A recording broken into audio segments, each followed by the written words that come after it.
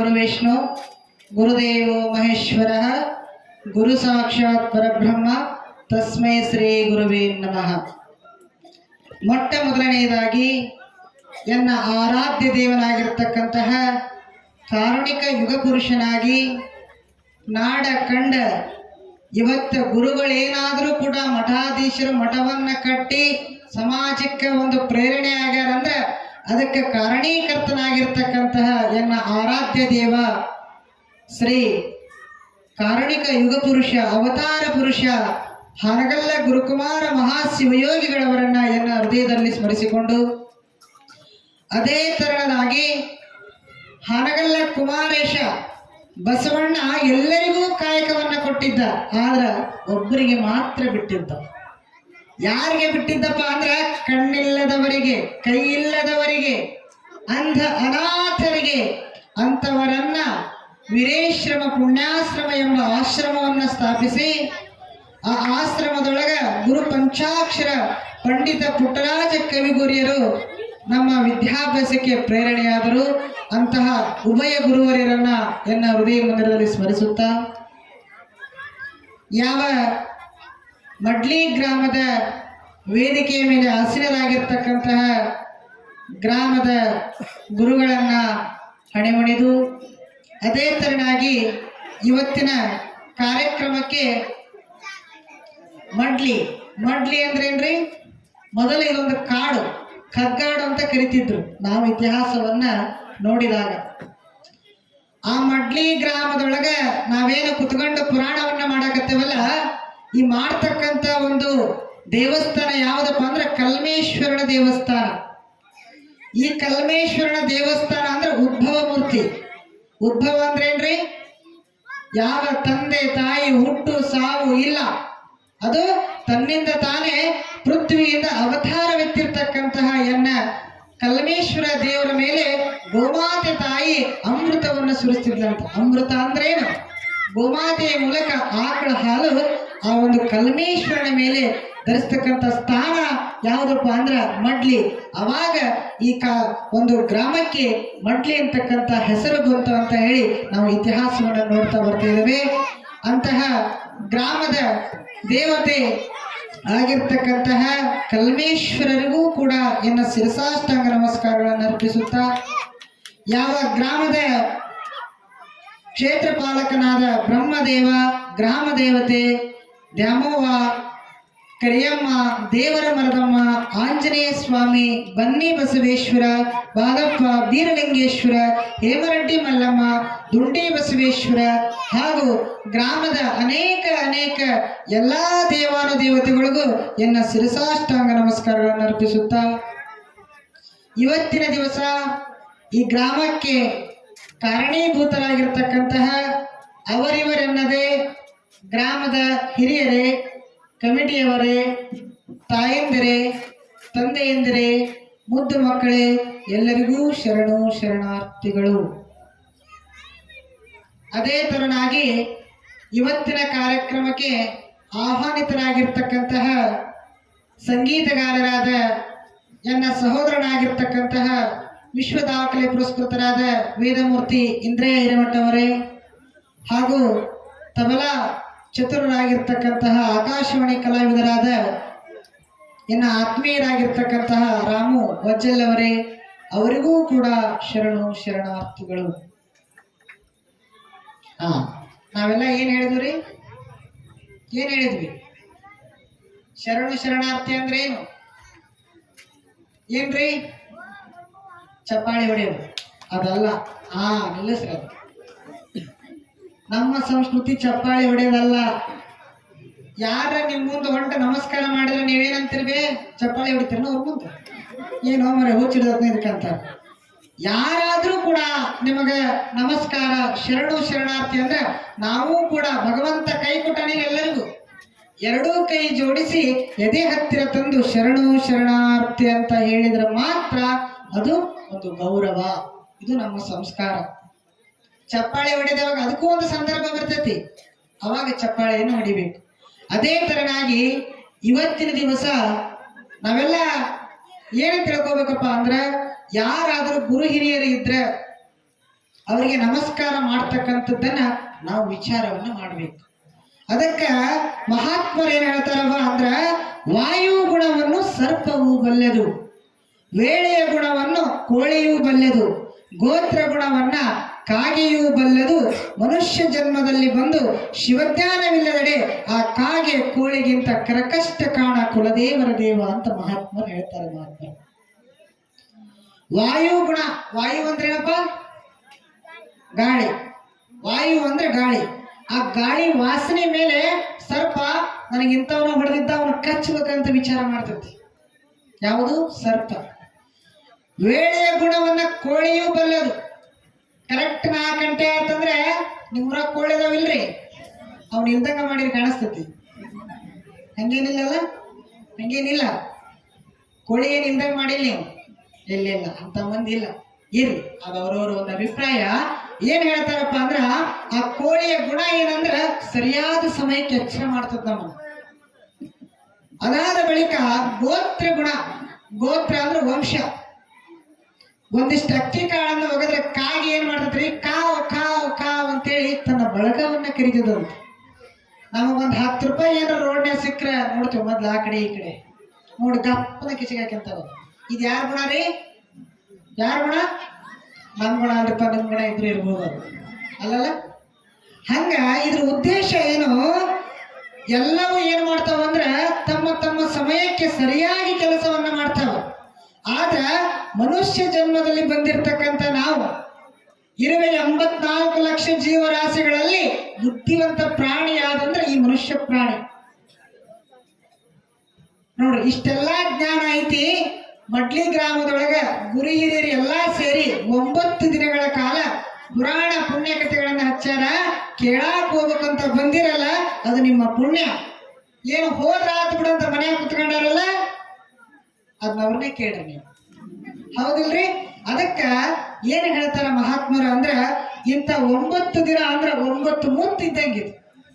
ಒಂದು ದಿನ ಇವತ್ತು ನೋಡ್ರಿ, ಸಾವಿರಾರು ಲಕ್ಷ ಗಂಟಲೆ ಖರ್ಚು ಮಾಡಿ ಇಂಥ ಕಾರ್ಯಕ್ರಮವನ್ನು ಯಾಕೆ ಮಾಡಾಕತ್ತಾರಪ್ಪ? ಗ್ರಾಮದ ಹಿರಿಯರು ಯಾಕೆ ಮಾಡಾಕತ್ತಾರ ನೋಡ್ರಿ. ತಾಯಂದ್ರೆ ಬಹಳ ಸಂತೋಷ ಪಡ್ಬೇಕು. ಕೆಲವೊಂದು ಊರಾಗ 10-12 ಮಂದಿ ಇದ್ದಲ್ಲಿ ಪ್ರವಚನ ಮಾಡಿ ಬಂದೇನಿ, 10,000 ಮಂದಿ ಇದ್ದಲ್ಲಿ ಮಾಡೇನಿ. ಆದ್ರ ಇಷ್ಟು ಜನ ಮೊದಲನೇ ದಿನ ತಾಯಂದ್ರ ಬಂದಾರಾದ್ರ ಅದು ನನ್ನ ಪುಣ್ಯ. ಯಾಕ ಚಪ್ಪಾಳೆ ಯಾಕೆ ಬಿಡ್ರಿ? ಧಾರಾವಾಹಿ ಎಲ್ಲ ಬಿಟ್ಟು ಬಂದಾರಲ್ಲ, ಅದು ನಮ್ಮ ಸೌಭಾಗ್ಯ. ಎಷ್ಟಾದ್ರಿ ಟೈಮ್ ಈಗ? ಈಗ ಲಕ್ಷ್ಮೀ ನಿವಾಸ ಪ್ರಾರಂಭ ಆಗಿದ್ದು ಕಾಣಿಸ್ತೈತಿ. ಅದ್ರಾಗ 6 ಮಂತಿನ ಅದ, ಒಂದು ಸುದ್ದಿ ಇಲ್ಲ, ಒಂದಕ್ಕೆ ಜೋಡಿ ಆಗೇ ಬಿಟ್ಟಿರ್ತೈತಿ. ನೋಡ್ರಿ ಸಂಸಾರ. ಒಬ್ಬ ಒಂದು ಮದುವೆ ಆಗಿರಂಗಿಲ್ರಿ, ಒಂದ್ ಆಗಿರ್ತಾರ, ಮತ್ತೊಂದು ಗಂಟೆ ಬಿದ್ದಿರ್ತದ. ಇದು ಸಂಸಾರವನ್ನ ಹಾಳು ಮಾಡಾಕತ್ತೈತಿ. ಆದ್ರ ಈ ಪುರಾಣ ಪುಣ್ಯಕಥೆ ಅಂತಕ್ಕಂಥದ್ದು ಸಂಸಾರವನ್ನ ಹೆಂಗ್ ಸಾಗಿಸಬೇಕು, ದೇವರಂದ್ರೇನು, ಧರ್ಮ ಅಂದ್ರೇನು, ತಾಯಿ ಅಂದ್ರೇನು, ಗುರು ಅಂತಕ್ಕಂಥದ್ದನ್ನ ಇಂತಹ ದೇವಿ ಪುರಾಣ ಅಂತಕ್ಕಂಥದ್ದು ನಮಗ ತಿಳಿಸಿಕೊಡ್ತದೆ ಮಹಾತ್ಮರೇ. ಅದಕ್ಕೋಸ್ಕರ ಇವತ್ತಿನ ದಿವಸ ತಾಯಿ ಒಂದು ಅವತಾರವನ್ನ ಎತ್ತುತ್ತಾ ಇದ್ದಾಳೆ. ಮೊದಲನೇ ದಿನ ಶೈಲಜಾ ಪುತ್ರಿ ಅಂತಕ್ಕಂಥದ್ದು. ಯಾವ ಪುತ್ರಿ ರೀ? ಶೈಲಜಾ ಪುತ್ರಿ, ಶೈಲಪುತ್ರಿ ಅಂತ ಕರೀತಾರೆ. ಅವಳು ಯಾರಪ್ಪ ಅಂದ್ರ ಪರ್ವತರಾಜನ ಮಗಳು, ಅಂದ್ರೆ ಹಿಮವಂತ ರಾಜನ ಮಗಳಾಗಿರ್ತಕ್ಕಂಥವಳು ಯಾರು? ಪಾರ್ವತಿ. ಅವಳು ಯಾವ ರೀತಿ ಹುಟ್ಟಿದಾಳ ಏನಂತಕ್ಕಂಥ ವಿಷಯ ಹೇಳಿದ್ರೆ ಬಹಳ ಐತೆ. ಅದಕ್ಕೋಸ್ಕರ ಪುರಾಣದ ಜೊತೆಗೆ ನಾನು ವಿವರಣೆಯನ್ನ ಕೊಡ್ತಾ ಹೋಗ್ತಾ ಇದ್ದೇನೆ. ಈಗ ಮೊದಲನೆಯದಾಗಿ ಪೀಠಿಕೆಯ ಅಧ್ಯಾಯ, ಅದಾದ ನಂತರ ನಾವು ಪುರಾಣವನ್ನ ಕೇಳುವಂತರಾಗೋಣ. ಜಯ ಮಂಗಲಂ, ಜಯ ನಮಃ ಪಾರ್ವತೀಪತಿ ಶಿವ ಹರ ಮಹಾದೇವ. ಶಿವ ಸಾಂಬ ಜಯ ನಮಃ ಪಾರ್ವತೀಪತಿ ಸುತ ಹರ ಹರ ಮಹಾದೇವ. ಶ್ರೀದೇವಿ ಮಹಾತ್ಮೆಯ ಗ್ರಂಥವು ಪೀಠಿಕಾ ಅಧ್ಯಾಯ. ಪರಮ ಪರತರ ಪರಮ ಮಂಗಳ ಪರಮ ಪೂರ್ಣ ಜ್ಯೋತಿ ಪರಮ ಪರಮ ಚೈತನ್ಯಾತ್ಮ ಪರಮಾಕಾಶ ಪರಮೇಶ ಶರಣ ರಕ್ಷಕ ಸಕಲ ಭೀಷ್ಟ ನಿರುತ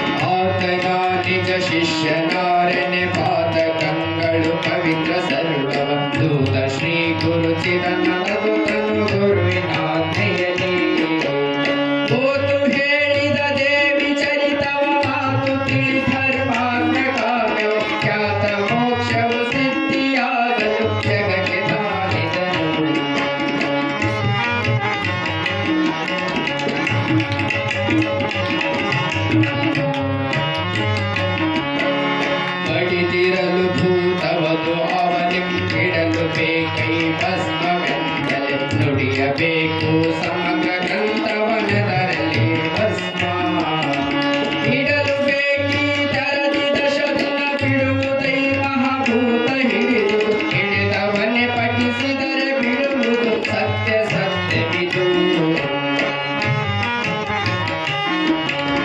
ಒಂದು ದಿನದಿ ಸಮಗ್ರ ಗ್ರಂಥವನಂದು ಓದಲೇಬೇಕು ಈ ಬರಿ ಸಂದೆ ಇಲ್ಲದೆ ಒಂದು ಸಂವತ್ಸರವು ಓದಿದೊಡೆ ಅಂದು ಪ್ರತ್ಯಕ್ಷ ಹಳುದೇವಿ ಒಂದು ಕಂದವ ಓದಿದಡೆಗೋ ಎಂದು ಕೊಡುವಳು ಫಲವನ್ನೇ ನಂಬುವುದು ಜಗವೆಲ್ಲ ಪೂಜೆ ಮಾಡಿಯ ಓದಬೇಕಿಯ ಪೂಜಿಸಿದ ನಿಧನೋದಬಾರದು ಪೂಜಿಸುತ್ತಲಧ್ಯಾಯ ಅಧ್ಯಾಯಗಳ ಭಕ್ತಿಯಲಿ ಪೂಜಿಸುತ್ತಲೋದಿಹನಾದರೆ ರಾಜನಾಗಲು ದೇವಿ ದಯದಲ್ಲಿ ಸೋಜಿಗವೆ ತಾನೇನು ಪರಮೇಶ್ವರಿಯ ಕರುಣದಲ್ಲಿ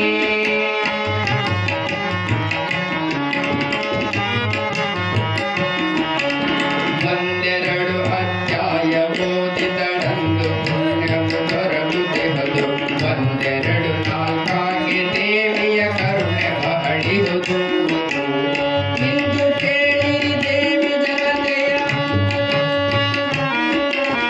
ಇಂದು ಕೇಳಿರು ಜನರು ನೀವು ಒಂದೆ ನಿತ್ಯದ ಓದಿಕೊಳ್ಳಿರಿ ಸಂದೆ ಇಲ್ಲದ ತಾಂಡವದ ಚಿದಾನಂದ ದಯವಿಹುದು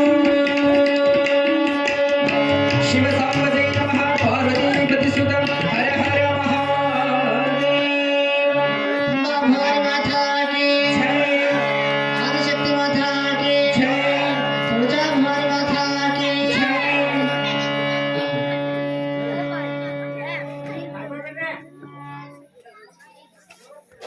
ಮಕ್ಕಳು ಇಕ್ಕಳಾಗ್ಬಾರ್ದು. ಮಕ್ಕಳು ದೇವರಾಗ್ಬೇಕು. ಏನಾಗ್ಬೇಕು? ದೇವ್ರ ಹೆಂಗ ಆಗ್ಬೇಕು? ಹಾ, ದೇವ್ರು ಸುಮ್ಮನೆ ಕುತ್ಕೊಂಡ್ರೆ ಕೈ ಮುಗಿತೀವಿ. ದೇವ್ರ ಏನ್ರ ಮಾತಾಡಿದ್ರೆ ಹೋಗಿ ಎಲ್ರಿ ಎತ್ತಿ ಒಗಿತಿದ್ವಿ ನಾವು. ಯಾಕೆ ಎತ್ತಿ ಒಗಿತಿದ್ವಿ? ಒಬ್ರು 10 ಎಕರೆ ಕೊಡು ಅನ್ನೋರು, ಒಬ್ರು 1 ತೊಲಿ ಬಂಗಾರ ಕೊಡು ಅನ್ನೋರು, ಒಬ್ರು ಬಸ್ ಕೊಡು ಅನ್ನೋರು, ಒಬ್ರು ಕಾರ್ ಕೊಡು ಅನ್ನೋರು. ಅದಕ್ಕೆ ದೇವ್ರು ಏನ್ ಮಾಡಿದಪ್ಪ ಅಂದ್ರ ಶಾಂತವಾಗಿ ಕುತ್ಕೊಂಡು ಯಾರು ಒಳ್ಳೆ ಕೆಲಸವನ್ನ ಮಾಡ್ಯಾರ ಅವ್ರಿಗಷ್ಟ ಫಲ ಕೊಡಕತ್ತ. ಅಂತ ಶಕ್ತಿ ಯಾರಿಗೆ ಐತಂದ್ರೆ ಮಕ್ಕಳಿಗೆ. ಮಕ್ಕಳು ಏನಂತ ಕರಿತೀವಿ ನಾವು? ಮಕ್ಕಳು ಏನಂತ ಕರೀತಾರ? ಹಾ, ದೇವ್ರಂಗ ಕುತ್ಕೋಬೇಕು ನೀವು. ಏನು ಯಾವಾಗ ಗ್ರಂಥಕರ್ತರಾಗಿರ್ತಕ್ಕಂತಹ ಶ್ರೀ ಗುರು ಚಿದಾನಂದ ಅವಧೂತರು ಈ ಒಂದು ದೇವಿ ಪುರಾಣ ಅಂತಕ್ಕಂಥ ಗ್ರಂಥವನ್ನ ಬರೆದರು. ಲಕ್ಷ್ಯದಲ್ಲಿ ಇಟ್ಕೋಬೇಕಿರು. ಬರೇ ನಕ್ಕು ಹೋಗೋ ಪುರಾಣ ಅಲ್ರಿ ಇದು. ಎಲ್ಲಾ ಪುರಾಣ ಆದ್ರೆ ಬರೀ ನಗಸ್ಕೊಂತನ ಹೋಗಬಹುದು. ಆದ್ರ ಇದು ನ್ಯಾಯ, ನೀತಿ, ಧರ್ಮ. ಆಗಲೇ ಗೌಡ್ರು ಮಾತಾಡಿದ್ರು. ಕಾಮ, ಕ್ರೋಧ, ಮೋಹ, ಮದ, ಲೋಭ, ಮತ್ಸರ ಅಂತಕ್ಕಂಥದ್ದನ್ನ ಒಂದು ಡಬ್ಬ್ಯಾಗ ನೀವು ಹೆಂಗ ಸಕ್ರೆ, ಉಪ್ಪು, ಖಾರ ಹಾಕಿಡ್ತೀರಿ, ಯಾವಾಗ ಬೇಕು ಅವಾಗ ಅಷ್ಟೇ ತೆಗಿತಿರಲ್ಲ, ಹಂಗ ಈ ದೇಹದೊಳಗ ಕಾಮ, ಕ್ರೋಧ ಅಂತಕ್ಕಂಥದ್ದನ್ನ ಸರ್ವನಾಶ ಮಾಡಬೇಕು ಅಂತಕ್ಕಂಥದ್ದೇ ದೇವಿ ಪುರಾಣದ ಮಹತ್ವ.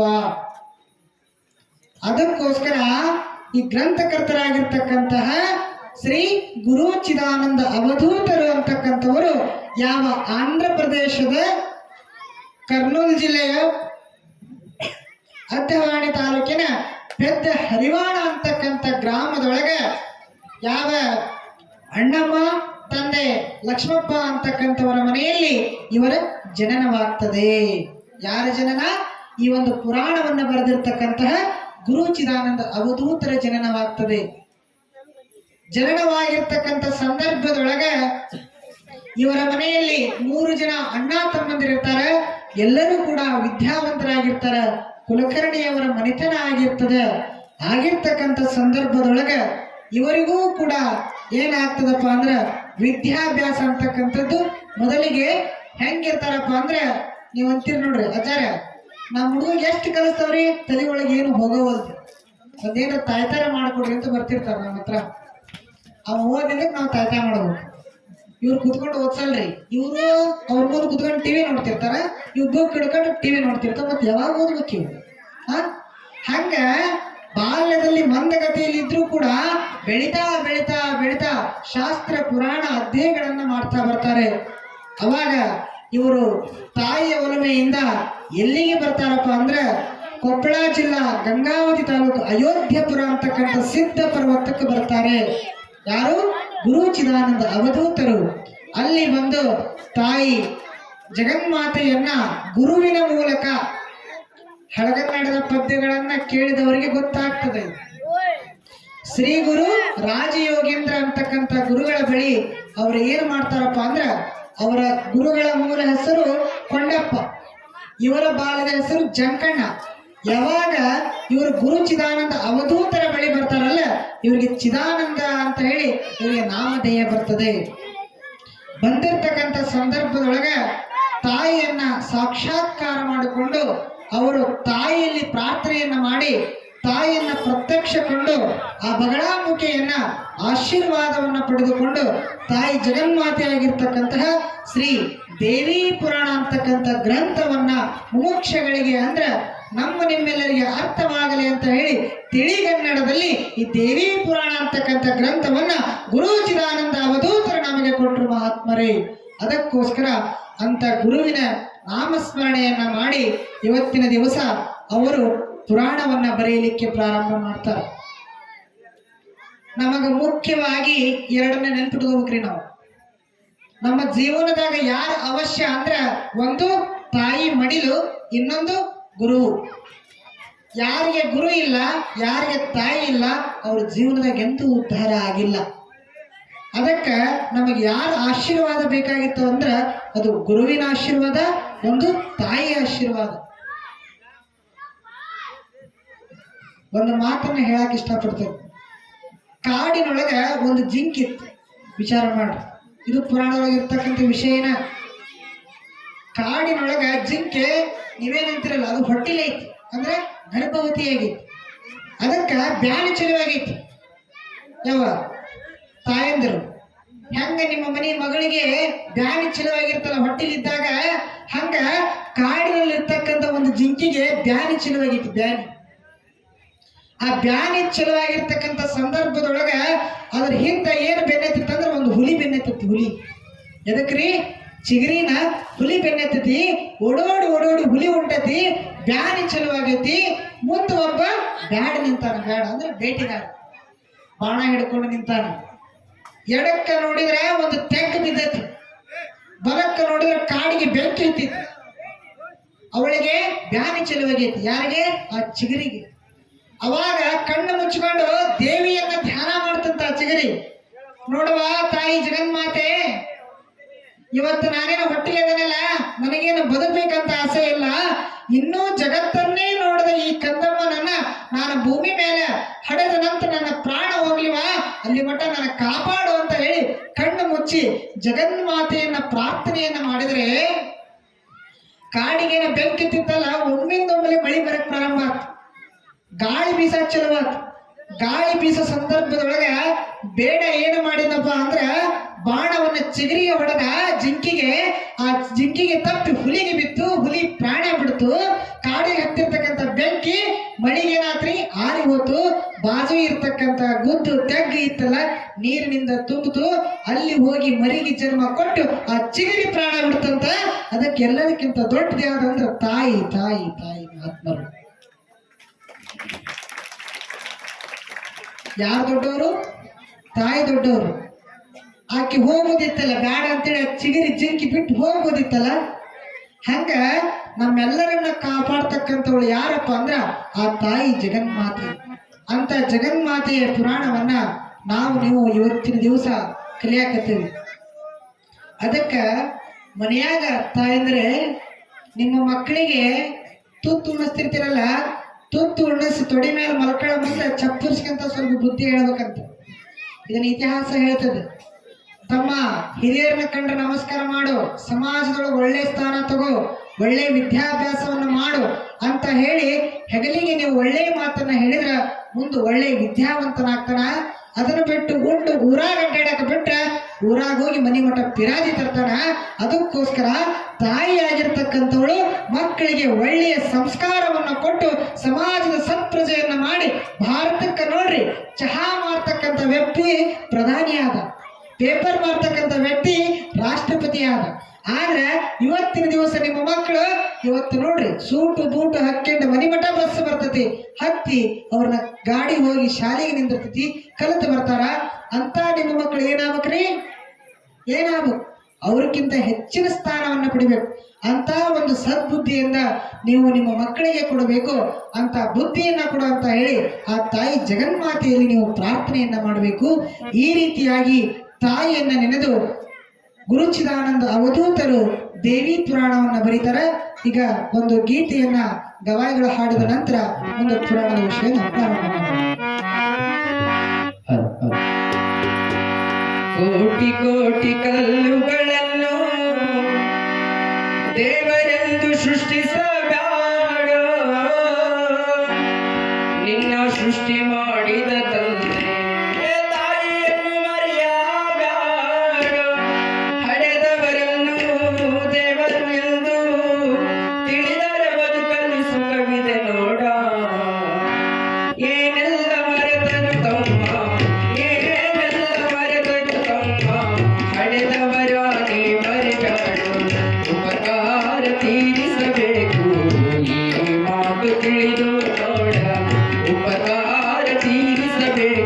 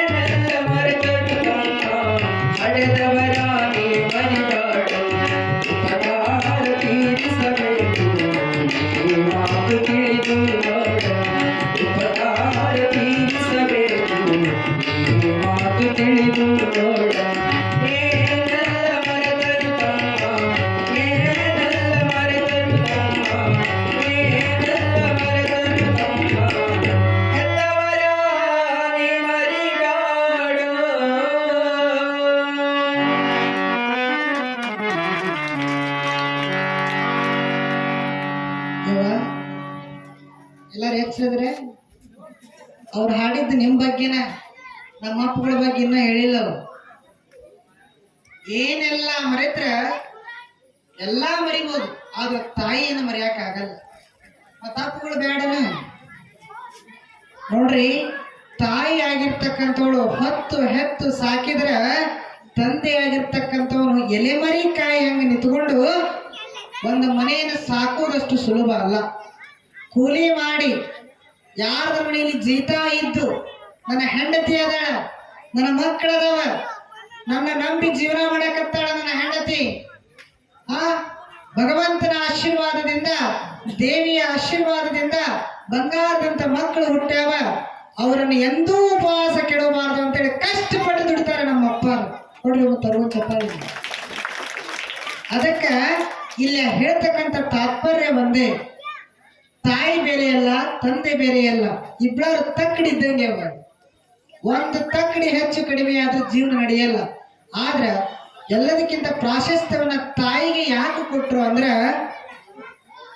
ತಾಯಿ ಅಂತಕ್ಕಂಥವಳು ತನ್ನ ಕಳ್ಳನ್ನ ಕಿತ್ತು ಮಗುವನ್ನ ಈ ಭೂಮಿಗೆ ಅಡಿಬೇಕಾದ್ರೆ ಬಹಳ ಕಷ್ಟವನ್ನ ಪಟ್ಟು ಅವಳೇನು ಮಾಡ್ತಾಳಪ್ಪ ಅಂದ್ರ ಆ ಮಗುವಿಗೆ ಜನ್ಮವನ್ನ ಕೊಡ್ತಾಳ. ಅದಕ್ಕೋಸ್ಕರ ತಾಯಿ ಅಂದ್ರೆ ಸಾಮಾನ್ಯಳಲ್ಲ ಅಂತ ಹೇಳಿ ಜನಪಾದಕಾರರು ತಾಯಿಯನ್ನ ವರ್ಣನೆಯನ್ನು ಮಾಡ್ತಾರೆ. ನಾವಿಟ್ಟಿರ್ತಕ್ಕಂಥ ಗಂಗಾ ತುಂಗಾ ನದಿಗಳಿಗೆ ಏನಂತ ಹೆಸರಿಟ್ಟೇವೆ ನಾವು ಎಲ್ಲ? ಗಂಗಾ, ತುಂಗಾ, ನರ್ಮದಾ, ಸಿಂಧು. ಎಲ್ಲರ ಗಂಗಪ್ಪ, ಶಿವಪ್ಪ, ನಂದಪ್ಪ ಅಂತ ಹೆಸರಿಟ್ಟಾರ? ಇಲ್ಲ. ಯಾಕಂದ್ರೆ ತಾಯಂದ್ರೆ ನಿಮ್ಮ ಮನಸ್ಸು ಸಾಗರದಷ್ಟೇ ವಿಶಾಲ, ಸಮುದ್ರದಷ್ಟೇ ವಿಶಾಲ. ವಿಶಾಲವಾಗಿರ್ತಕ್ಕಂಥ ಹೃದಯದೊಳಗೆ ಒಂದು ಸಂಸ್ಕಾರವನ್ನ ಕೊಡ್ತಕ್ಕಂಥ ಜವಾಬ್ದಾರಿ ಆದಂದ್ರೆ ಅದು ಗೃಹಿಣಿಯಾಗಿರ್ತಕ್ಕಂಥ ನಿಮ್ಮದು. ಅದಕ್ಕ ಗುರು ಚಿದಾನಂದ ಅವಧೂತರು ಏನ ಹೇಳ್ತಾರಪ್ಪ ಅಂದ್ರ, ದೇವಿ ಪುರಾಣ ಪಾರಾಯಣವನ್ನ ಮಾಡ್ತಕ್ಕಂಥವರು, ಕೇಳತಕ್ಕಂಥವರಿಗೆ ದೇವಿ ಸಾಕ್ಷಾತ್ಕಾರವನ್ನ ಕೊಡ್ತಾಳ. ಅವರ ದುಃಖ ದರಿದ್ರವನ್ನ ನಾಶವನ್ನ ಮಾಡ್ತಾಳ, ಶತ್ರುಗಳನ್ನ ನಾಶ ಮಾಡ್ತಾಳೆ, ಎಂದೆಂದೂ ಕೂಡ ಅವರ ಬೆನ್ನೆಲುಬಾಗಿ ನಿಂದಿರ್ತಾಳ. ಯಾರು ಈ ಪುರಾಣವನ್ನ ಪ್ರತಿನಿತ್ಯವೂ ಓದ್ತಾರ ಅವರಿಗೆ ತಾಯಿ ಆಶೀರ್ವಾದವನ್ನ ಮಾಡ್ತಾಳ. ಒಂದು ಮಂಡಲ ಅಂದ್ರೆ 48 ದಿನ, 3 ತಿಂಗಳ, ವರ್ಷ ಪ್ರತಿನಿತ್ಯವೂ ಕೂಡ ಯಾರು ಈ ದೇವಿ ಪುರಾಣವನ್ನ ಓದುತ್ತಾರೆ ಅವರು ಸಾಕ್ಷಾತ್ ದೇವಿಯೇ ತಾನಾಗಿರ್ತಾರೆ ಅಂತಕ್ಕಂಥ ವಿಷಯವನ್ನ ಹೇಳ್ತಾರೆ. ಚಿಂತೆಗೆ ಚಿಂತಾಮಣಿಯು ಇದು. ಯಾರಾದ್ರೂ ಚಿಂತೆ ಮಾಡಕತ್ರ ಆ ಚಿಂತೆ ಪರಿಹಾರ ಆಗಬೇಕಾಗಿತ್ತಂದ್ರೆ ಈ ಪುರಾಣವನ್ನು ಅರ್ಥ ಮಾಡಿಕೊಂಡ್ರೆ ಸಾಕು, ನಮ್ಮ ಚಿಂತೆ ಪರಿಹಾರವಾಗ್ತವಂತ. ಅದಕ್ಕೋಸ್ಕರ ಏನು ಹೇಳ್ತಾರಪ್ಪ ಅಂದ್ರೆ, ಇವರು ಯಾರು ಭಕ್ತಿ ಶ್ರದ್ಧೆಯಿಂದ ದೇವಿ ಪುರಾಣವನ್ನ ಪದ್ಮಾಸನದೊಳಗೆ, ನಿಮಗೆ ಪದ್ಮಾಸನ ಹಾಕಕ್ಕಾಗಲ್ಲ, ಯಾಕಂದ್ರೆ ನಮ್ಮ ಅಪ್ಪಗಳು ವಿಚಾರ ಮಾಡ್ಯಾರ ಮಂಡಿ ನೋವು ಕಾಲು ನೋವು ಬಾಳ ಅಂತೇಳಿ. ನಿಮಗಲ್ಲಿ ಬೇರೆ ಕಡೆ ಆದ್ರೂ ಯಾಕೆ ಅವ್ರು ಮುಂದಾಲೋಚನೆ ಮಾಡಿ ನಿಮ್ಗೆ ಹಾಕ್ಯಾರ. ಆದ್ರೆ ದೇವಿಯ ಆಶೀರ್ವಾದದಿಂದ ಎಲ್ಲರಿಗೂ ಆರೋಗ್ಯ ಭಾಗ್ಯ ಸಿಗಲಿ.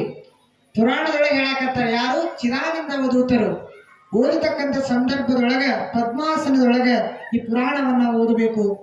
ಕರಿಯ ಕಂಬಳಿ ಬಿಳಿಯ ಕಂಬಳಿ ಮೇಲೆ ಕುತ್ಕೊಂಡು ಪಾರಾಯಣವನ್ನ ಮಾಡಬೇಕು. ಕರಿಯ ಕಂಬಳಿ ಮೇಲೆ ಕುತ್ಕೊಂಡು ಓದೋದ್ರಿಂದ ಧೈರ್ಯ ಬರ್ತದೆ, ಶತ್ರು ನಾಶವಾಗ್ತದೆ. ಬಿಳಿಯ ಕಂಬಳಿ ಮೇಲೆ ಕುತ್ಕೊಂಡು ಓದೋದ್ರಿಂದ ಶಾಂತಿ ಅಂತಕ್ಕಂಥದ್ದು ಲಭಿಸ್ತದೆ. ಅದಕ್ಕೋಸ್ಕರ ಒಂದೊಂದು ದಿನ ಒಂದೊಂದು ಬಟ್ಟೆಯನ್ನ ನವರಾತ್ರಿ, ನವ ಅಂದ್ರೆ ಏನ್ರಿ 9, ಇನ್ನೊಂದು ನವ ಅಂದ್ರೆ ಹೊಸದು, ನವ ಅಂದ್ರೆ ಕೊರಗೋದು. ನೋಡಿ, ಒಂದು ಶಬ್ದಕ್ಕೆ ಎಷ್ಟು ಅರ್ಥಗಳದಾವ. ನವ ಅಂದ್ರೆ 9, ಇನ್ನೊಂದು ನವ ಅಂದ್ರೆ ಹೊಸದು, ನವ ಅಂದ್ರೆ ಕೊರಗೋದು. ಯಾರು ನವರಾತ್ರಿಯ ದಿನ ಪ್ರತಿನಿತ್ಯವೂ ಕೂಡ ಸ್ನಾನವನ್ನ ಮಾಡಿಕೊಂಡು ಎಲ್ಲರೂ ಬೆಳಿಗ್ಗೆ ಎದ್ದ ತಕ್ಷಣ ಎಲ್ಲಿಗೆ ಹೋಗಿರ್ಬೇಕು? ಯಾಕೋ ಬನ್ನಿ ಗಿಡ.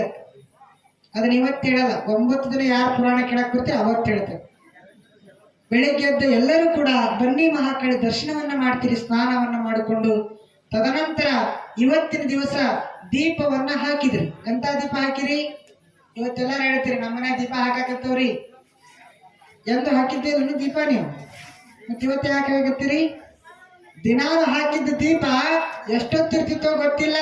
ಇವತ್ತಿರ್ತಕ್ಕಂಥ ದೀಪ ನಂದಾದೀಪ. ಎಂತ ದೀಪ ರೀ? ನಂದಿನಿ ದೀಪ ಅಲ್ಲ, ನಂದಾದೀಪ. ಅಂದ್ರೆ ಎಂದೂ ಕೂಡ ಆರ್ತಾ ಇರ್ತಕ್ಕಂಥ ದೀಪ. ಯಾಕೆ ಆರ್ಬಾರ್ದಪ್ಪ ಅಂದ್ರೆ ಇವತ್ತು 9 ದಿನಗಳ ಪರ್ಯಂತ ಕತ್ತಲೆಯನ್ನ ಕಳೆದು ಬೆಳಕನ್ನು ಕೊಡುವ ತಾಯಿ ಜಗನ್ಮಾತೆ ಅಂತ ಹೇಳಿ ನಾವು ನಂದಾದೀಪವನ್ನು ಇವತ್ತಿನ ದಿವಸ ಎಲ್ಲರ ಮನೆಯಲ್ಲೂ ಕೂಡ ಇವತ್ತಿನ ದಿವಸ ದೇವರ ಗಟ್ಟಕ್ಕೆ ಕೂತ್ಕೊಂಡವಂತ ನೆಪದೊಳಗೆ ನಾವು ದೇವರಿಗೆ ದೀಪವನ್ನು ಹಚ್ತೇವೆ. ಆ ದೀಪ ಯಾವ ರೀತಿ ಬೆಳಕನ್ನ ಕೊಡ್ತದಲ್ಲ ಅದೇ ರೀತಿ ನಮ್ಮ ಜೀವನ ಬೆಳಕಾಗ್ಲಿ ಅನ್ನೋ ಉದ್ದೇಶದಿಂದ ದೇವರಿಗೆ ನಂದಾದೀಪವನ್ನು ಹಚ್ಚಿದ್ರು ಮಹಾತ್ಮರಿ. ಅದಕ್ಕೋಸ್ಕರ ದೇವಸ್ಥಾನಕ್ಕೆ ಹೆಣ್ಮಕ್ಳು ಬಂದಿರೋ ಬಹಳಷ್ಟು ಜನ ತಾಯಂದ್ರು ಒಂದು 3 ವಿಷಯಗಳನ್ನ ನೆನ್ಪಿಟ್ಟು ಹೋಗ್ಬೇಕು ನೀವೆಲ್ಲ. ಏನು 3 ಸ್ಥಳಕ್ಕೆ ಹೋಗೋ ಮುಂದೆ ಎಂದು ಕೈ ಬೀಸ್ಕೊಂತ ಹೋಗ್ಬಾರ್ದಂತ. ಕೈ ಬೀಸೋದು ಗೊತ್ತರೆ ಖಾಲಿ ಕೈಲಿ ಎಂದೂ ಹೋಗ್ಬಾರ್ದಂತ ನೆನಪಿಟ್ಕೊಳ್ರಿ, ಎಲ್ಲರಿಗೂ ಅವಶ್ಯ. ಅದಕ್ಕೆ ಪುರಾಣ ಪ್ರವಚನ ಅಂದ್ರೆ ಧಾರ್ಮಿಕ ಅಂದ್ರೆ ಎಲ್ಲರೂ ಕೂಡ ತಿಳ್ಕೊಳ್ತಕ್ಕಂಥದ್ದು, ಜೀವನದೊಳಗೆ ಪಾಲಿಸ್ತಕ್ಕಂಥದ್ದು ಅಂತೇಳಿ ಅದಕ್ಕೆ ಈ ಪುರಾಣ ಪುಣ್ಯ ಕಥೆಗಳನ್ನ ಹಚ್ಚಿದ್ದಾರೆ. ಮೊದಲನೇದ್ದು ದೇವಸ್ಥಾನಕ್ಕೆ ಬರೋ ಮುಂದೆ ಎಂದೂ ಬರಿಗೈಲೇ ಬರಬಾರ್ದು. ಮತ್ತೆ ಎಂತ ಕೈಲೇ ಬರ್ಬೇಕ್ರಿ ಜನ ಸ್ವಚ್ಛಾಗಿ ತಕ್ಕೊಂಡದನ ಬೂ ಏನಪ್ಪಾ ಅಂದ್ರೆ ನಾನಾ ತರ ಸಾಬೂನು ಬಂದಾವ, ಲೈಫೈ ಲಕ್ಸ್ ತಿಕ್ಕೇಳಿ ಬರ್ಬೇಕೇನ್ರಿ ಜರ ಅಂತ ಕೇಳಬಹುದು. ಹಂಗಲ್ಲ, ರಿಕ್ತ ಹಸ್ತದಂಡ ಬರಿಗೈಯಿಂದ ಬರಬಾರ್ದು. ಬರುವ ಮುನ್ನ 1-2 ಉದಿನ ಕಡ್ಡಿ, 1-2 ಹೂವು, ಒಂದು ಸ್ವಲ್ಪ ಅಕ್ಕಿ, ಒಂದು ಸ್ವಲ್ಪ ಎಣ್ಣೆ, ಹಣ್ಣು ಕಾಯಿ ಅದನ್ನ ತೆಗೆದುಕೊಂಡು ಬಂದ್ರೆ ದೇವಿ ವಿಚಾರ ಮಾಡ್ತಾಳ ಗರ್ಭಗುಡಿ ಕುತ್ಕೊಂಡು, ನನ್ನ ನೋಡಾಕ ಹಂಗ ಬಂದಿಲ್ಲ ಇವರು, ಏನೇನ್ ತಗೊಂಡ್ಬಂದಾರ, ಹೂವು ಹಣ್ಣು ಕಾಯಿಯನ್ನ ತಗೊಂಡ್ ಬಂದಾರ, ನನಗ ನೈವೇದ್ಯವನ್ನ ಪ್ರಸಾದ ಮಾಡಾಕ, ನಾನು ಇವನ್ನ ಹಂಗ ಕಳಿಸ್ಬಾರ್ದು, ಕೈ ತುಂಬ ಏನಾದ್ರು ಕೊಟ್ಟು ಹೋಗ್ಬೇಕಂತ ತಾಯಿ ವಿಚಾರ ಮಾಡ್ತಾಳ ಮಹಾತ್ಮರು. ಅದಕ್ಕ ದೇವಸ್ಥಾನಕ್ಕೆ ಎಲ್ಲಾದ್ರೂ ಹೊಂಟ್ರೆ ಒಂದಿಷ್ಟು ಹೂವು ಹಣ್ಣು ಕಾಯಿಯನ್ನು ತೆಗೆದುಕೊಂಡೋಗಿ ನೈವೇದ್ಯವನ್ನ ಮಾಡಿ ಬರೋ ಮುಂದೆ ಅದ್ರ ಅಷ್ಟ ಮನೆಗೆ ತಗೊಂಡ್ಬರ್ಬೇಡ್ರಿ. ಅಲ್ಲಿ ಯಾರು ಇರ್ತಾರ, ಮಕ್ಳು ಇರ್ತಾರ, ಹಿರಿಯರು ಇರ್ತಾರ, ಅಲ್ಲಿ ಬರೋ ಮುಂದೆ ಏನಾತ್ರಿ ಅದು ಏನಾತ್ ಪ್ರಸಾದ. ನೀವು ಹೋದಾಗ ಏನಾಗಿತ್ತು, ಕಾಯಿ ಹಣ್ಣು ಅಷ್ಟ ಆಗಿತ್ತು.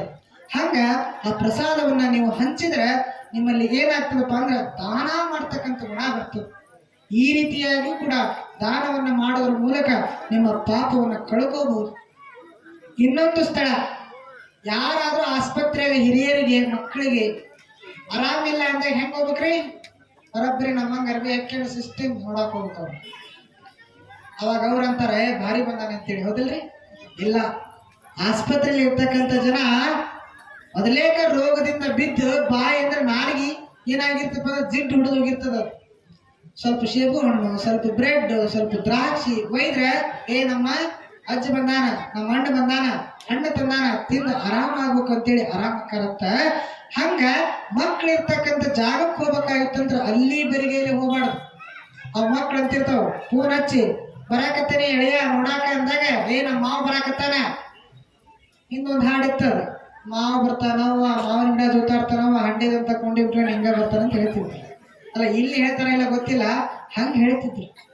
ಹಂಗ ಅದು ಮಗು ಏನ್ ವಿಚಾರ ಮಾಡ್ತದಂದ್ರ ನಮ್ಮ ಮಾವ ಬರಾಕತ್ತಾನ, ಬಾಳ ದಿನಕ್ಕೆ ಬರಾಕತ್ತಾನ, ಸ್ವಲ್ಪ ತಿನ್ನಾಕ ಏನ್ರ ತರ್ತಾನ ಅಂತೇಳಿ ಊಟ ಮಾಡೋದು ಬಿಟ್ಟು ಕುತ್ಕೊಂಡಿರ್ತದ. ಹಂಗ ನಾವು ಈ ಸ್ಥಳಕ್ಕೆ ಹೋಗೋ ಮುಂದೆ ಬಹಳ ಒಂದು ಗಾಂಭೀರ್ಯದಿಂದ ಎಲ್ಲಿ ಹೋದ್ರೆ ಏನಾಕತಿ, ಏನು ತೆಗೆದುಕೊಂಡು ಹೋಗ್ಬೇಕಂತ ವಿಚಾರ ಮಾಡಿ ನಾಳೆ ಬರೋ ಮುಂದೆ ಇಲ್ಲೊಂದು ಚೀಲ ಇಡಿಸಿರ್ತೇವೆ ಗೌಡ್ರ, ಒಂದು 3 ಚೀಲ ಇಡ್ರಿ, ಒಂದು ಅಕ್ಕಿದು, ಒಂದು ಎಣ್ಣೆ ಡಬ್ಬಿದು, ಉದಿನ ಕಡ್ಡಿ, ಕರ್ಪೂರ, ಹಣ್ಣು ಕಾಯಿ. ಆದ್ರೆ ಯಾರು ಒಳಗೆ ಹೋಗಂಗಿಲ್ಲ, ಗದ್ದಲ ಮಾಡಂಗಿಲ್ಲ, ಅಲ್ಲೇ ಇಡಬೇಕು. ಕೊನೆಯ ದಿನ ಪ್ರಸಾದ ಮಾಡೋ ಮುಂದೆ ನೀವೇನು ತಂದಿರಿ ಅದನ್ನೆಲ್ಲವನ್ನು ಕೂಡ ಪ್ರಸಾದದೊಳಗೆ ಹಾಕಿ ಎಲ್ಲರ ಕೈ ಮುಟ್ಟಂಗ, ಎಲ್ಲರ ದಾನ ಮಾಡಂಗ ನಿಮ್ಮ ಕೈಲಿನೂ ಕೂಡ ಸೇವೆ ಆಗ್ಲಿ ಅನ್ನೋ ವಿಷಯದಿಂದ ಈ ವಿಚಾರವನ್ನು ಹೇಳಿದ್ರು. ಮಕ್ಕಳಿಗೆ ಸಂತೋಷ ಆಗಿದೆ, ಮಕ್ಕಳ ಚಪ್ಪಾಳೆ ಹೊಡೆದು ಅಡ್ಡಿಲ್ಲ. ಹಂಗ ಚಿದಾನಂದ ಅವಧೂತರು ನಮಗೆಲ್ಲರಿಗೂ ಕೂಡ ಸದ್ವಿಚಾರವನ್ನ ಕೊಡ್ಲಿ ಅನ್ನೋ ಉದ್ದೇಶದಿಂದ ಪುರಾಣವನ್ನ ಬರೆದರು. ಅವಾಗ ಏನಾಗ್ತದ ಸಂದರ್ಭ ಅಂದ್ರೆ ಪರ್ವತರಾಜನ ಮಗಳಾಗಿರ್ತಕ್ಕಂಥ, ಇವತ್ತು ಯಾವ ದೇವಿ ಅವತಾರ್ರಿ, ಯಾವ ದೇವಿ? ಶೈಲಪುತ್ರಿ. ಅಲ್ಲಿ ಈ ವಿಷಯಕ್ಕೆ ಬರ್ತೇವೆ. ಪರ್ವತರಾಜನ ಮಗಳಾಗಿರ್ತಕ್ಕಂಥ, ಹಿಮವಂತನ ಮಗಳಾಗಿರ್ತಕ್ಕಂತಹ, ಬೇರೆ ಬೇರೆ ಇಲ್ರಿ, ಅವರೊಬ್ರು ಇಬ್ಬರು ಒಬ್ರೆ. ಅವನ ಮಗಳಾಗಿರ್ತಕ್ಕಂಥವಳು ಯಾರಂದ್ರೆ ಪಾರ್ವತಿ ದೇವಿ. ಲಕ್ಷಗೊಟ್ಟು ಕೇಳಬೇಕು ಈ ಕತೆ, ಮತ್ತೆ ಯೂಟ್ಯೂಬ್ನಾಗ ಹುಡುಕಿದ್ರೆ ಸಿಗಲ್ಲ. ಈ ದೇವಿ ಪುರಾಣದ ಹುಡುಕಿದ್ರೆ ಸಿಗಲ್ಲ. ಸಂಸ್ಕೃತದ ಒಂದು ಅಕ್ಷರ, ಯಾ ದೇವಿ ಭೂತೇಶು ಪರ್ವತ ಹಿತಮಗಚ್ಛ ಅಂತೇಳಿ ಒಂದು ಅಕ್ಷರದೊಳಗೆ ಇದು ಓಟ ಕತೆ. ಆದ್ರೆ ಆ ಬುಕ್ ನೊಳಗದ್ರ ಅರ್ಥ ಇಲ್ಲ. ಇದನ್ನ ನೀವು ಓದಬೇಕಾಗಿತ್ತಂದ್ರೆ ಅವ್ರು ಹೇಳ್ತಾರ ಮತ್ತೊಂದು ಪುಸ್ತಕವನ್ನು ತೆಗೆದುಕೊಂಡು ಇದ್ರ ಅಧ್ಯಯನ ಮಾಡಬೇಕು ನೀವು. ಹಂಗ ಪರ್ವತರಾಜನ ಮಗಳಾಗಿರ್ತಕ್ಕಂತಹ ಹಿಮವಂತನ ಮಗಳಾಗಿರ್ತಕ್ಕಂತಹ ಯಾವ ಪಾರ್ವತಿ ಅವಳಿಗೆ ಶೈಲಪುತ್ರಿ, ಅವಳು ಹಿಂದಿನ ಜನ್ಮದಲ್ಲಿ ಸತಿಯಾಗಿ ಪರಮೇಶ್ವರನ ಮದುವೆಯಾಗಿರ್ತಾಳ. ಕಾರಣಾಂತರದಿಂದ ದಕ್ಷ ಬ್ರಹ್ಮನ ಯಜ್ಞದೊಳಗೆ ಬಿದ್ದು ಸಾವನ್ನಪ್ಪಿರ್ತಕ್ಕಂಥವಳು ಅವಳು ಹಿಮವಂತನ ಮಗಳಾಗಿ ಈಗ ಜನ್ಮವನ್ನು ಎತ್ತಾಳ. ಹಿಂದಿನ ಕತೆ ಹೋದ್ರೆ ಮತ್ತೆ 8 ದಿನ ಪುರಾಣ ಹಚ್ಬೇಕು ನೀವು. ಈ ಶೈಲಪುತ್ರಿಗೆ ಅಷ್ಟೇ ಬರ್ತದೆ. ಅವಾಗ ಶೈಲಪುತ್ರಿ ಪಾರ್ವತಿ ದೇವಿ ಜನ್ಮವನ್ನ ತಾಳ್ಯಾಳ. ಜನ್ಮವನ್ನ ತಾಳಿರ್ತಕ್ಕಂಥ ಸಂದರ್ಭದೊಳಗೆ ಎಷ್ಟು ಲಕ್ಷಣವಾಗದಾಳ ಅಂದ್ರೆ ಆಕೆ ನೋಡಾಕೆ 2 ಕಣ್ಣು ಸಾಲಲ್ಲ, ಅಷ್ಟು ಅಪರೂಪದಿಂದ ಬಾಲ್ಯದಲ್ಲಿ ಅಷ್ಟು ಮುದ್ದಾಗಿ ಕಾಣ್ತಿದ್ದ. ಯಾರು? ಶೈಲಪುತ್ರಿ ಪಾರ್ವತಿ ದೇವಿ. ಆ ಪಾರ್ವತಿ ದೇವಿ ಹೆಂಗ ತಾಯಂದ್ರ ನೋಡ್ರಿ ಬಹಳ ಸಂತೋಷ ಆಯ್ತು.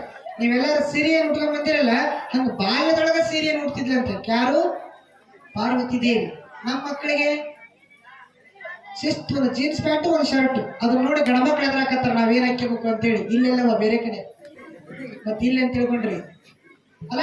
ಆದ್ರ ಮಡ್ಲಿ ಗ್ರಾಮದೊಳಗೆ ಯಾರಲ್ಲ ತಾಯಿಯಾಗಿರ್ತಕ್ಕಂಥ ನೋಡ್ರಿ ಹೆಣ್ಮಕ್ಳನ್ನ ನಾವೆಲ್ಲರೂ ಕೈ ಎತ್ತಿ ಮುಗಿತಕ್ಕಂಥ ಧರ್ಮ ಯಾವುದು ಅಂದ್ರೆ ಅದು ಭಾರತ. ನೀವೆಲ್ಲರೂ ಅರಿಶಿನ ಕುಂಕುಮ ವಿಭೂತಿ ಸೀರೆಯನ್ನು ಉಟ್ಕೊಂಡು ತಾಯಿ ಜಗನ್ಮಾತೆ ಶೈಲಪುತ್ರಿ ಅವತಾರದೊಳಗೆ ಇವತ್ತು ದರ್ಶನ ಕೊಟ್ಟಿರುವ ನಿಮ್ಮಂತ ತಾಯಂದಿರಿದ್ರೆ ಎಂದೂ ಕೂಡ ಸಮಾಜ ಹಾಳಾಗಲ್ಲ. ಅದಕ್ಕೋಸ್ಕರ ದೇವಿಯ ಒಂದು ಅಂಶವಾಗಿ ನೀವು ಇವತ್ತು ಜನರನ್ನು ಹೊಂದಿರಿ. ಆ ರೀತಿಯಾಗಿ ಶೈಲಪುತ್ರಿ ಬೆಳೆಯಾಕತ್ತಾಳ. ಎಲ್ಲಿ? ಪರ್ವತರಾಜ ಹಿಮವಂತನ ಮಗಳಾಗಿ 8 ವರ್ಷದ ಬಾಲಕಿಯಾಗಿರ್ತಕ್ಕಂಥ ಸಂದರ್ಭದೊಳಗೆ ಪರ್ವತರಾಜ ಹೇಳ್ತಾನ, ಹೇ ಮಗಳೇ, ನೀನು ಎಷ್ಟೊಂದು ಸುಂದರವಾಗಿದೀಯ, ನಿನ್ನನ್ನು ನೋಡಕ್ಕೆ 2 ಕಣ್ಣು ಸಾಲಾಗಲ್ಲ, ನಿನ್ನನ್ನ ಅಂತಿಂತವರಿಗೆ ಕೊಟ್ಟು ಮದುವೆ ಮಾಡಲ್ಲ, ಪರಮಾತ್ಮ ಕೊಟ್ಟು ಮದುವೆ ಮಾಡ್ತೀನಿ ಅಂತ ಹೇಳ್ತಾನ. ಯಾರು? ಹಿಮವಂತ ರಾಜ. ನೀವು ಅಂತೀರಿ ನೋಡ್ರಿ, ಮಕ್ಕಳು ನಡೆದವರೆಲ್ಲ ಹೇಳ್ತಾರೆ ಹೆಣ್ಣತ್ತರಿಗೆ ಬಾಳ ಚಿಂತಿ, ಕೊಟ್ಟಾಗೂ ಚಿಂತಿ, ಮನ್ಯಾಗ ಇಟ್ಕೊಂಡಾಗೂ ಚಿಂತಿ. ಆದ್ರೆ ಈಗೆಲ್ಲ ಚಿಂತೆ ಮಾಡೋ ಕಾಲ ಹೋಗೈತಿ. ಮೊದಲೆಲ್ಲ ಗಂಡು ಒಳ್ಳೆ, ನನ್ನ ಮಗಳಿಗೆ ಒಳ್ಳೆ ಗಂಡು ಸಿಕ್ಕರೆ ಸಾಕಂತ ವಿಚಾರ ಮಾಡ್ತಿದ್ರು. ಈಗ ನನ್ನ ಮಗು ಒಳ್ಳೆ ಒಂದು ಕನ್ಯೆ ಸಿಕ್ಕರೆ ಸಾಕಂತ ವಿಚಾರ ಮಾಡಕತ್ತಾರ. ನಮ್ಮೂರಾಗೆಲ್ಲ ಹಂಗ ಮಾಡಕತ್ತಾರ. ಇಲ್ಲಿಂದ ಗೊತ್ತಿಲ್ರಿಪ್ಪ ನಾನು. ಹೌದಾ? ಹಾಗಾಕತ್ತಿರಂದ್ರೆ ಏನೋ ವಿಷಯ ಇರ್ಬೇಕು ಅಂತ ಕಾಲ ಅಲ್ಲಿಗೆ ಬಂದೈತಿ. ಇರ್ಲಿ. ಹಂಗ ತಂದೆ ಆಗಿರ್ತಕ್ಕಂಥ ಪರ್ವತ ರಾಜ ವಿಚಾರವನ್ನ ಮಾಡ್ತಾನೆ, ನನ್ನ ಮಗಳನ್ನ ಪರಮಾತ್ಮಗ ಕೊಟ್ಟು ಮದುವೆ ಮಾಡಬೇಕು ಅಂತ ಹೇಳಿ. ಅವಾಗ ಆ ಪಾರ್ವತಿ ಶೈಲಪುತ್ರಿ ಹೇಳ್ತಾಳ, ಅಪ್ಪ ನೀ ಯಾರನ್ನ ತೋರಿಸ್ತೀಯಲ್ಲ ನಾನು ಅವರನ್ನ ಮದುವೆ ಆಗ್ತೀನಿ. ನೋಡ್ರಿ ಎಂತ ಒಂದು ಮಾತು. ನಮ್ಮ ಮಕ್ಕಳಿಗೆ ಹೇಳ್ರಿ, ನಮ್ಮ ಮಕ್ಕಳಿಗೆ ಹೇಳ್ರಿ, ಇವ್ರು ಮದುವೆ ಆಗೋದು ಅವ್ನ ಯಾಕೆ ಮದುವೆ ಆಗ್ಲಿ, ಅವ್ನಿಗೇನೈತಿ, ಎಷ್ಟೈತಿ, ಅದೆಷ್ಟೈತಿ ಏನೈತಿ ಅವ್ರಿಗೆ ಗೊತ್ತು ಅಲ್ಲ. ಆದ್ರ ಅಂತ ಹಿಮವಂತನ ಮಗಳಾಗಿರ್ತಕ್ಕಂಥ ಸತಿ ಪಾರ್ವತಿ ಶೈಲಪುತ್ರಿ ಹೇಳ್ತಾಳ, ತಂದೆ ನೀ ಯಾರನ್ನ ತೋರಿಸ್ತಿಯಲ್ಲ ನಾನು ಅವರನ್ನೇ ಮದುವೆ ಆಗ್ತೀನಿ ಅಂತ ಹೇಳ್ತಾಳ. ಯಾರು? ಶೈಲಪುತ್ರಿ. ಎಷ್ಟನೇ ವಯಸ್ಸಿನೊಳಗ್ರಿ? 8ನೇ ವಯಸ್ಸಿನೊಳಗೆ ಹೇಳ್ತಾಳ. ನೋಡ್ರಿ ಮಕ್ಕಳು ಆಟ ಆಡ್ತಿರ್ತಾವ, ಗಮನಿಸ್ಬೇಕವ. ಚಿಕ್ಕವರಿದ್ದಾಗ ನೀ ಗಂಡಾಗ ನಾ ಹೆಂಡ್ತಕ್ಕನಿ, ನೀ ಅಡಿಗೆ ಮಾಡು ನಾ ಹೊಲಕ್ಕೆ ಹೋಗ್ತೀನಿ, ನೀ ಗಂಡಾಗು ನಾ ಹೆಂಡ್ತಕ್ಕನಿ, ನಾ ಹೊಲಕ್ಕೆ ಹೋಗ್ತೀನಿ, ನೀ ಅಡಿಗೆ ಮಾಡು. ಎಷ್ಟು ಚಂದ ಅಲ್ಲ. ಲೌಕಿಕ ಅನ್ನೋದು ಬಹಳ ಚಂದ. ಯಾರು ಹೇಳಿಕೊಡೋದು ಬೇಡ ಅದನ್ನ.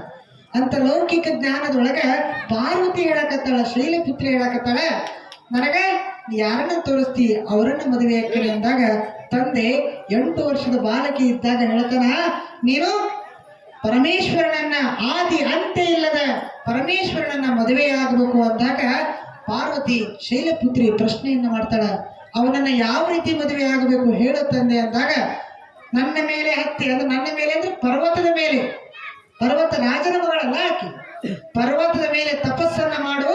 ಅವ ಬಂದು ಕೇಳ್ತಾನ, ಯಾರು? ಪರಮಾತ್ಮ ಪ್ರತ್ಯಕ್ಷ ಆಗಿ ಏನು ಕೇಳ್ತಾನ? ನಿನಗೇನು ವರ ಬೇಕು ಅಂತ ಕೇಳ್ತಾನ. ಮೊದಲ ಪ್ರಮಾಣವನ್ನು ಮಾಡಿಸಿ ಅವನ ಕೈಲಿ. ಯಾರ ಕೈಲಿ? ಪರಮಾತ್ಮನ ಕೈಲಿ. ನನಗ ನೀನು ವರವನ್ನ ಕೊಡಬೇಕು ಅಂತ ಹೇಳಿ. ಯಾವರ? ನಿನ್ನ ಪತಿದೇವ ಆಗಬೇಕು, ನಿನ್ನ ಗಂಡ ಆಗಬೇಕು ಅಂತೇಳಿ ವರವನ್ನ ಕೇಳಕು ಅಂತೇಳಿ ಅವರಪ್ಪ ಶೈಲಪುತ್ರಿಗೆ ಹೇಳ್ತಾನ. ಆಗ ಆಯ್ತು ಅಂತ ಹೇಳಿ ಅವಳ ತಪಸ್ಸನ್ನ ಮಾಡಾಕ ಹಿಮವಂತನ ಮಗಳು ಹಿಮವಂತನ ಮೇಲೆ, ಪರ್ವತದ ಮೇಲೆ ತಪಸ್ಸನ್ನ ಆಚರಣೆ ಮಾಡಲಿಕ್ಕೆ ಪ್ರಾರಂಭ ಮಾಡ್ತಾಳೆ. ಬೆಳೀತಾ ಬೆಳೀತಾ ದೊಡ್ಡವಳಾಗಿ 100 ವರ್ಷಗಳ ಕಾಲ ತಪಸ್ಸನ್ನ ಮಾಡಿ ಅವಳು ತಪಸ್ ಮಾಡ್ತಾ ಇರ್ತಕ್ಕಂಥ ಸಂದರ್ಭದೊಳಗ ನಂದಿ ಪ್ರತ್ಯಕ್ಷ ಆಗ್ತದೆ. ಆ ಚಿತ್ರಣ ನೋಡಿದ್ರೆ ಗೊತ್ತಾಗುತ್ತೆ. ಆ ನಂದಿಯ ಮೇಲೆ ಕುತ್ಕೊಂಡು ಎಡಗೈಯಲ್ಲಿ ಹಸ್ತವನ್ನು ಹಿಡಿದು ಬಲಗೈಯಲ್ಲಿ ತ್ರಿಶೂಲವನ್ನು ಹಿಡಿತಾಳ. ಬೆಳೀತಾ ಬೆಳೀತಾ ಬೆಳೀತಾ ಆಗ ಪರಮೇಶ್ವರ ಪ್ರತ್ಯಕ್ಷನಾಗ್ತಾನೆ. ಮಹಾತ್ಮರೇ, ಯಾರು ಪ್ರತ್ಯಕ್ಷಕರ ಕತಿ ಕೇಳಕತ್ತೀರ? ಇದು ಧಾರಾವಾಹಿ ಬರೋ ಕತಿ ಅಲ್ಲ. ಇದನ್ನ ತಿಳ್ಕೊಂಡ್ರೆ ನಿಮ್ಮ ಮಕ್ಕಳು ಹಿಂಗಾಕಾರ, ಇಲ್ಲಾಂದ್ರೆ ಅಲ್ಲಿಂದ ಅಲ್ಲಿಗೆ ಓಡೋಕಾರ, ಮತ್ತೆ ನೀವು ಹುಡ್ಕೊಂಬರ್ಬೇಕು. ಅದಕ್ಕೆ ಆ ಧರ್ಮ ಹೋಗ್ಲಿ, ತಂದೆ ತಾಯಿ ಮಕ್ಕಳ ಮಾತನ್ನೇ ಕೇಳಿ ಅಂತ ಹೇಳಿ ಪುರಾಣದೊಳಗೆ ಪಾರ್ವತಿ ಕಥೆಯನ್ನಿಟ್ರು. ಹೌದಿಲ್ರಿ? ಅದಕ್ಕೋಸ್ಕರ ಯಾವಾಗ ಪ್ರತ್ಯಕ್ಷ ಆದ ಅಂದಾಗ ನಿನಗೇನು ವರ ಬೇಕು ಅಂತ ಕೇಳ್ತಾನ ಪರಮಾತ್ಮ. ಆಕೆ ತಲೆಯಾಗಿದ್ದಿದ್ದು ಒಂದೇ, ಏನು? ಪರಮೇಶ್ವರ ನನ್ನ ಗಂಡ ಆಗ್ಬೇಕು ಅಂತ ಹೇಳಿ. ಅವಾಗ ಮೊದಲು ಭಾಷೆ ಕೊಡು, ಆಮೇಲೆ ಹೇಳ್ತೇನೆ ಎಂದ್ಲಕ್ಕೆ. ಭಾಷೆ ಕೊಟ್ಟಾಗ ಹೇಳ್ತಾಳ ನೀನು ನನ್ನ ಗಂಡ ಆಗ್ಬೇಕು ಅಂತ ಹೇಳಿ. ಪರಮಾತ್ಮಗೆ ಚಿಂತೆ, ಈಕೆನ ಗಂಡ ಆಗುವಂತಾಳ. ನಾಳೆ ಇಕ್ಕಿ ನೋಡು ಮತ್ತೊಂದು 1000 ಮಂದಿ ಕುತ್ಕೊಂಡ ನಾ ಎಲ್ಲ ಹೋಗ್ಲಿ ಅಂದ ಪರಮಾತ್ಮ. ಪರಮಾತ್ಮ ಗಂಡ ಆದ್ರೇನ್ರಿ ಎಲ್ಲ ಸಿಕ್ತತ್ತಲ್ಲ. ಅತ್ತಿಲ್ಲ ಮಾವಿಲ್ಲ, ಯಾರಿಗಿಲ್ರಿ? ಯಾರಿಗಿಲ್ಲ? ಮತ್ತ ಇವತ್ತೆಲ್ಲರೂ ಮಕ್ಕಳು ಮದುವೆ ಮಾಡೋದು ಹಂಗಲ್ಲ. ಅತ್ತಿ ಮಾವಿಲ್ದಾರ ಬೇಕಂತ ಇಲ್ಲಲ್ರಿ, ಬೇರೆ ಕಡೆ ಹೇಳಿದ್ರಿ. ಅದಕ್ಕ ನಾನು ತಮಾಷೆಗೆ ಹೇಳಿದೆ. ಯಾಕೆ ಬೇಕಂದ್ರಿ? ಪರಮಾತ್ಮನ ಬೇಕಂತ ಅವರಪ್ಪ ಹೇಳ್ಯಾರ. ಆದಿ ಇಲ್ಲ ಅಂತೆ ಇಲ್ಲ ಅಂತ ಗಂಡ ಬೇಕು ಅಂದಿದ್ದಕ್ಕೆ ಪರಮಾತ್ಮನನ್ನ ಕೇಳಕತ್ತಾಳ. ಅವಾಗ ಪರಮಾತ್ಮ ಹೇಳ್ತಾನ, ಈ ವರ ನನ್ನ ಕೈಲಿ ಕೊಡಕ್ ಸಾಧ್ಯ ಇಲ್ಲ, ನಿನಗೆ ಬೇರೆ ವರ ಕೇಳು ಅಂತ ಹೇಳ್ತಾನ. ಕೊಟ್ರ ಕೊಡು, ಇಲ್ಲ ಅಂದ್ರೆ ಕೊಟ್ಟು ಮಾತಿ ಪ್ರಮಾಣವನ್ನ ಮಾಡಿ. ಆ ಪ್ರಮಾಣಕ್ಕೆ ನೀನ ಶಂಕರ ಆಗಿರ್ತಕ್ಕಂಥವ್ರು ನೀನೇ ಮಾತು ತಪ್ಪಿದ್ರೆ ಸಮಾಜದಾಗಿರ್ತಕ್ಕಂಥ ಭಕ್ತರು ಹೆಂಗ್ ನಡಿಬೇಕು ಅಂತೇಳಿ ಶಿವನಿಗೆ ಕಟ್ಟಪ್ಪಣೆಯನ್ನು ಹಾಕ್ತಾಳೆ. ಆಗ ಕಾಡಿಸಿ ಪೀಡಿಸಿ ಕೊನೆಗೆ ಒಂದು ನಿರ್ಧಾರಕ್ಕೆ ಬರ್ತಾನ ಪರಮಾತ್ಮ. ನೋಡು, ನಾನಿನ ಮದುವೆ ಅಕ್ಕನಿ ಕರೆ, ಆದ್ರೆ ಅದಕ್ಕೊಂದು ನಿಬಂಧನೆ ಐತಿ. ನೀನು ನಾ ಹೇಳ್ದಂಗೆ ಕೇಳಬೇಕು. ಏನು? ಪರಮಾತ್ಮ ಹೇಳ್ತಾನ, ಪಾರ್ವತಿ ನಾ ಹೇಳ್ದಂಗೆ ಕೇಳ್ಬೇಕು ಅಂದಾಗ ಪಾರ್ವತಿ ಹೇಳ್ತಾಳ, ನೀನೇ ನನ್ನ ಗಂಡ ಆಗೋದು ಬೆಳಕ ಮತ್ತೇನೈತಿ ಕೆಲಸ ಅಂದಾಗ ಪರಮೇಶ್ವರ ಹೇಳ್ತಾನ, ನನಗೀಗ ಮದುವೆ ಆಗಿಲ್ಲ, ಬಹಳ ಆರಾಮದನಿ, ನಿನ್ನ ಮದುವೆ ಆದ್ರೆ ಏನು ಮಾಡಕ್ಕಾಗಲ್ಲ ಅಂತಾರ ಪರಮಾತ್ಮ. ಯಾರು ಹೇಳ್ತಾರವ? ಪರಮಾತ್ಮ ಹೇಳ್ತಾನ. ಮಕ್ಕಳು ಚಂದ ಕೇಳಕತ್ತಾರ ನೋಡ್ರಿ. ಏನ ಸಾಧನೆ ಮಾಡ್ಬೇಕಾಗಿತ್ತಂದ್ರೆ ಮದುವೆ ಮುಂಚೆ ಮಾಡ್ಬೇಕು. ನಮ್ಮ ಯುವಕರು ಬಹಳಷ್ಟು ಜನ ಕುತ್ಕೊಂಡಿರಿ. ನಮ್ಮ ಯುವಕರು ಅಂದ್ರೆ ನನಗೆ ಈಗ 24 ವರ್ಷವ. ನಾನು ಏನೋ ಮಾಡೋದಿದ್ರು ಮದುವೆ ಮುಂಚೆ ಮಾಡ್ಬೇಕು. ಮದುವೆ ಆದ್ಮೇಲೆ ಸಂಸಾರ ಜಂಜಾಟ ಒಳಗೆ ಬಿಟ್ರೆ ಮನೆ ಆಯ್ತು ಮಕ್ಕಳಾಯ್ತು ಅದೇ ಸ್ವರ್ಗ. ಅದ್ರೊಳಗೆ ಬಿಟ್ವಿ ಅಂದ್ರೆ ಏನು ಸಾಧನೆ ಮಾಡಕ್ಕಾಗಲ್ಲ.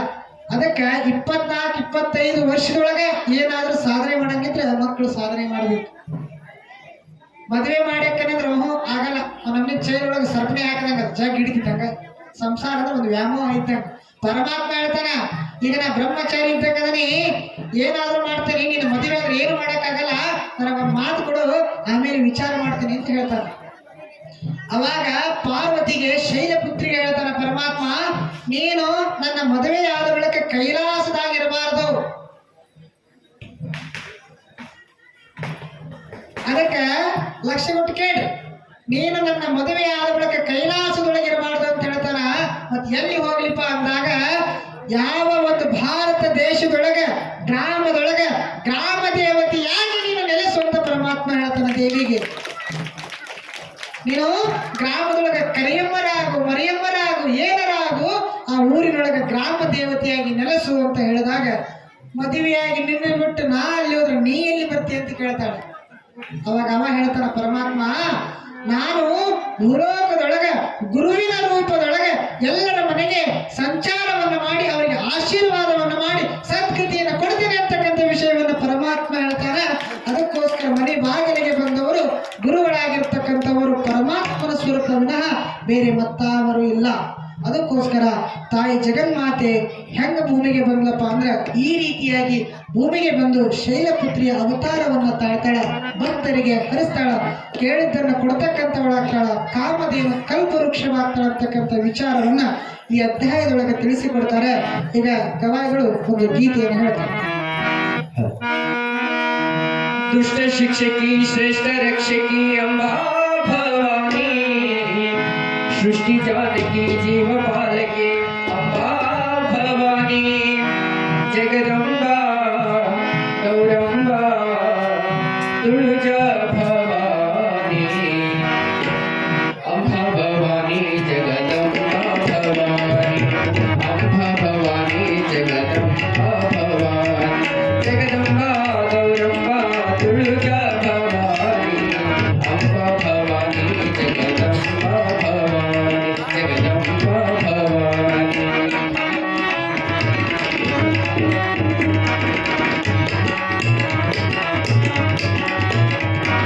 दुष्ट शिक्षकी श्रेष्ठ रक्षकी अंबा भवानी सृष्टि जानकी जीव पालकी अंबा भवानी दुष्ट शिक्षकी श्रेष्ठ रक्षकी अंबा भवानी सृष्टि जानकी जीव पालकी अंबा भवानी जगदंबा गौरंबा तुळजा भवानी अंबा भवानी जगदंबा भवानी अंबा भवानी जगदंबा भवानी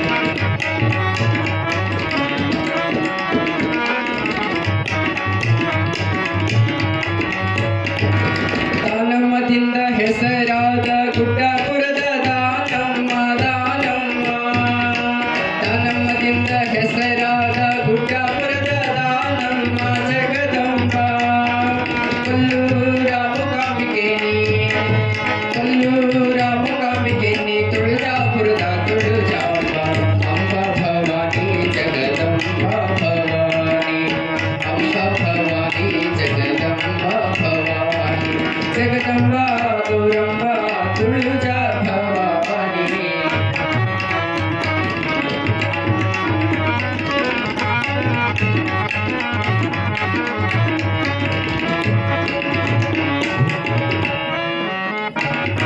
ಬನಶಂಕರಿ ನಾಮದಳು ಬಾದಾಮಿಯಳು ಜಗದಂಬ ಜಗದಂಬ ಬನಶಂಕರಿ ನಾಮದಳು ಬಾದಾಮಿಯಳು ಜಗದಂಬ ಜಗದಂಬ ಕೊಲ್ಲೂರ ಮುಕಾಂಬಿಕೆ ಕೊಲ್ಲೂರ ಮಹಾಲಕ್ಷ್ಮಿ ಇಟಗಿಪುರದ ಭೀಮಾಂಬ ಅಂಬ ಭವಾನಿ ಜಗದಂಬ ಭವಾನಿ ಅಂಬ ಭವಾನಿ ಜಗದಂಬ ಭವಾನಿ ಜಗದಂಬ ಗೌರಂಬ ತುಳಜಾ ಭವಾನಿ